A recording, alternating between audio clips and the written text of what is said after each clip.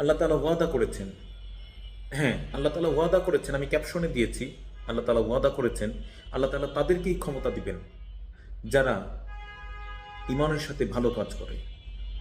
হ্যাঁ, ইমানের সাথে যারা ভালো কাজ করবে তাদেরকেই আল্লাহ তাআলা ক্ষমতা দিবেন।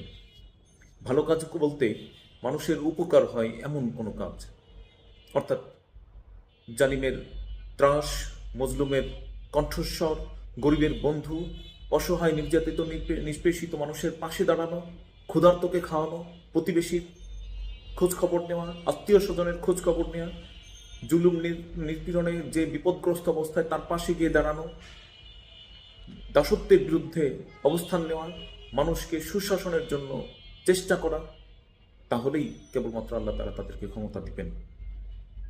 আপনি যদি নামাজ পড়েন তাহলে আপনি জান্নাতের চাবি পাবেন, খারাপ কাজ থেকে দূরে থাকতে পারবেন। আপনি যদি রোজা রাখেন তাহলে আপনি তাকওয়া অর্জন করতে পারবেন। আপনি যদি জাকাত দেন আপনার মাল পবিত্র হবে।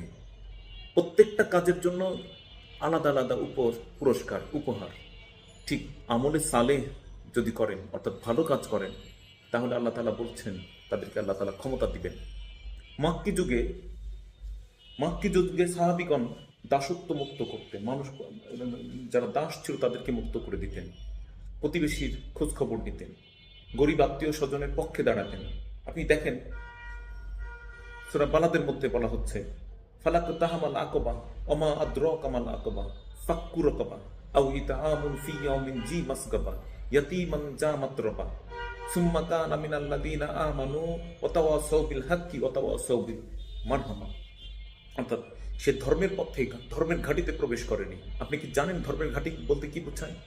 ধর্মের ঘাঁটি বলতে বোঝায় হলো দাস মুক্তি, অতি গরিব অসহায়কে খাওয়ানো, আত্মীয় স্বজনকে খাওয়ানো, এতিমকে খাওয়ানো,